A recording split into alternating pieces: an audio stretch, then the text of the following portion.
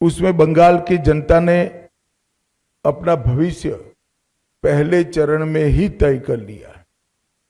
कवि गुरु टैगोर, महान सुभाष चंद्र बोस और खुदीराम बोस की ये भूमि ने विकास को चुना है और नरेंद्र मोदी जी के नेतृत्व में भारत के विकास की जो यात्रा चल रही है उसमें बंगाल के प्रथम चरण के मतदाताओं ने स्पष्ट कर दिया है कि बंगाल भी उसमें जुड़ने जा रहा है।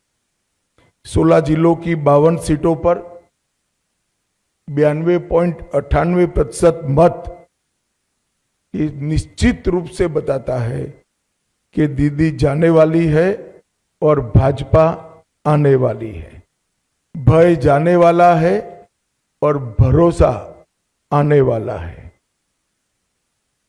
हमने कल देर रात तक हमारे सभी विधानसभा के कार्यकर्ताओं के साथ भारतीय जनता पार्टी बंगाल की टीम ने एक असेसमेंट करा है, जो पोलिंग हुई है वैसा इसका, और मैं स्पष्ट रूप से आपको बताना चाहता हूं 152 सीटों में से 110 से ज्यादा सीटें भारतीय जनता पार्टी जीतने जा रही है। इसका मतलब है कि दूसरे चुनाव चरण को मिलाकर हम प्रचंड बहुमत के साथ बंगाल में शुद्ध रूप से भारतीय जनता पार्टी की सरकार बनाने वाले हैं। मित्रों, मैं थोड़े आंकड़े भी देना चाहता हूं। 16 के चुनाव में 1278 लोग घायल हुए थे, 21 में 1681, 23 के पंचायत में 664 और 24 के आम चुनाव में 761। उसकी तुलना में 30 से कम लोग कल घायल हुए। ये बताता है कि बाय एंड लार्ज चुनाव शांतिपूर्ण तरीके से हुआ है और मृत्यु का आंकड़ा एक भी नहीं है। और ये जो चुनाव बढ़ा है, मतदान बढ़ा है, वो भारतीय जनता पार्टी की सरकार बनाने का, परिवर्तन का मतदान है। क्योंकि जिस तरह से प्रधानमंत्री जी और हमारे बाकी नेताओं की रैलियों को प्रतिसाद मिला है, रोड शो को प्रतिसाद मिला है, वो प्रतिसाद कल प्रथम चरण में बैलेट मशीन के अंदर बंद हो गया है। एक बहुत बड़ी आशंका यहां व्यक्त की जाती थी कि जन समर्थन तो है मगर पोलिंग स्टेशन पर पहुंचेगा क्या? वो आशंका है आज समाप्त हो गई है और मुझे विश्वास है कि दूसरे चरण में और उत्साह के साथ मतदान होगा।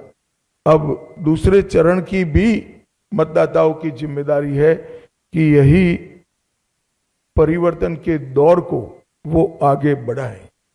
बहुत लंबे समय के बाद, जब कोई विपक्षी पार्टियां नहीं थी, हमारे देश की आजादी के बाद का वो दौर बात कर दीजिए, तो 5 तारीख के बाद अंग, बंग और कलिंग तीनों जगह भारतीय जनता पार्टी का शासन होगा, कमल का शासन होगा। और मैं मानता हूं ये निशानी हमारे पूर्वी भारत के लिए शुभांकर है। नरेंद्र मोदी जी ने 2014 में कहा था कि भारत की दोनों भुजाओं का, भारत माता की दोनों भुजाओं का सम विकास होना चाहिए। पश्चिम के क्षेत्रों में विकास काफी अच्छा हुआ है, कोई न कोई कारण पूर्व के क्षेत्र पिछड़े हुए हैं। पूरा नॉर्थ ईस्ट, बंगाल, बिहार, उड़ीसा, ये पूरा भारतीय जनता पार्टी का शासन आने के बाद ये जो शुरुआत मोदी जी ने करी है पूर्व के विकास की, पूर्वोदय की, इसकी भी गति तीव्रता के साथ बढ़ेगी। मित्रों, एक बंगाल की मुख्यमंत्री जी अफवाह फैला रही हैं कि बंगाल में अगर भाजपा का शासन आया तो बाहरी लोग शासन करेंगे। मैं दीदी को बताना चाहता हूं, दीदी बंगाल का अगला मुख्यमंत्री बंगाल में ही जन्म लेने वाला, बंगाली मीडियम में पढ़ा लिखा और बंगाली बोलने वाला होगा, इतना ही है कि आपका भतीजा नहीं होगा, वो भारतीय जनता पार्टी का कार्यकर्ता होगा। अगली सरकार बंगाल के ही भारतीय जनता पार्टी के कार्यकर्ता ने बनानी है। भाइयों बहनों, भारतीय जनता पार्टी की सरकार बंगाल में बनने के बहुत बड़े मायने। हमारी सबसे पहली प्रायोरिटी होगी कि बंगाल की महिलाओं को हम सुरक्षा प्रदान करें, उनको भय से मुक्त करें। जिस राज्य की महिला मुख्यमंत्री ये कहती हो कि 7 बजे के बाद महिलाओं को घर से निकलने की जरूरत क्या है, मैं मानता हूं उनको शासन करने का कोई अधिकार नहीं।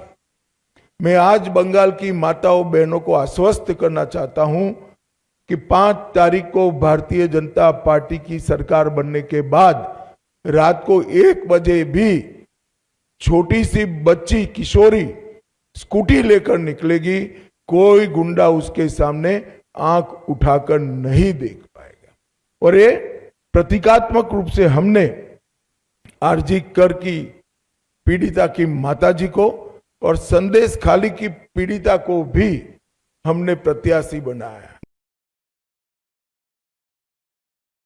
विक्टिम थी, वो असेंबली में बैठकर एक गुंडों के खिलाफ कठोर प्रशासन के नियम बनाने का काम करेगी।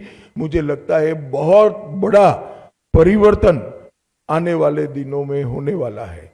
और दीदी को महिला आरक्षण का विरोध करने का जवाब भी इस चुनाव में बंगाल की मातृशक्ति देगी, इसका मुझे पूरा विश्वास है। मित्रों, आज मैं बाकी सारे जो क्षेत्र बचे हैं उन लोगों को भी कहना चाहता हूं कि भारतीय जनता पार्टी की सरकार बनने के बाद व्यापारियों से कोई भतीजा टैक्स, भाईपो टैक्स नहीं लिया जाएगा। सिंडिकेट को हम समाप्त कर देंगे। जो प्रशासन का राजनीतिकरण हुआ है और राजनीति का क्रिमिनलाइजेशन हुआ है, वो एक प्रकार से नासूर बना हुआ है, उसको भी हम बंगाल की जनता को ये नासूर से मुक्त कराएंगे। बंगाल के अंदर आधुनिक खेती के लिए कोई संगठित प्रयास विगत 50 साल से नहीं हुआ है। मां गंगा की कृपा जो कांप को ढोकर लाती है और पानी की उपलब्धता है, इसी के आधार पर यहाँ का किसान खेती करता है। आने वाले दिनों में हमने तय किया है कि किसान की खुशहाली के लिए यहाँ के सारे परंपरागत क्रॉप है, इसके बड़े रिसर्च सेंटर हम यहाँ पर बनाएंगे। चाहे आलू हो, चाहे धान हो, चाहे बंगाल की मालदा की मसूर आम हो, पान हो, इस सभी के लिए इसकी खेती को वैज्ञानिक तरीके से हम आगे बढ़ाएंगे। और एक भ्रष्टाचार प्रस्तापित इंस्टीट्यूशनलाइज करने का काम ममता बनर्जी ने किया है। 32 से ज्यादा घोटालों के माध्यम से 10,000 करोड़ से ज्यादा रुपयों का भ्रष्टाचार बंगाल में हुआ है। 10,000 करोड़ के रुपए।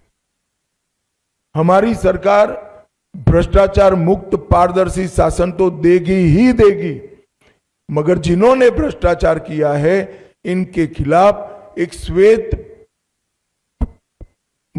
व्हाइट पेपर जारी कर सारे भ्रष्टाचार के आरोपों की सुप्रीम कोर्ट के रिटायर्ड जज से जांच कराकर भ्रष्टाचारियों को कड़ी से कड़ी सजा दिलाने का काम करेंगे, जिससे आने वाले अनेक सालों तक यहां पर कोई भ्रष्टाचार की करने की हिम्मत न कर पाए। मित्रों, हमने अपील की है कि आप परिवर्तन करिए। बंगाल के मतदाताओं को अपील की है। परिवर्तन का मतलब एमएलए बदलना नहीं है। परिवर्तन का मतलब सरकार चलाने वाली पार्टी बदलना नहीं है। परिवर्तन का मतलब मुख्यमंत्री बनाना नहीं है। परिवर्तन का मतलब है घुसपैठ मुक्त बंगाल बनाना, घुसपैठ न हो ऐसी सीमाएं बनाना, भ्रष्टाचार से मुक्त प्रशासन देना, तुष्टीकरण की राजनीति से बंगाल को पूर्णतया मुक्त कर देना, रंगदारी और सिंडिकेट राज समाप्त करना, विकास की तेज रफ्तार, उद्योगों के लिए लाल जाजम बिछाकर उनका स्वागत और इसके माध्यम से युवाओं के लिए रोजगारी को आगे बढ़ा।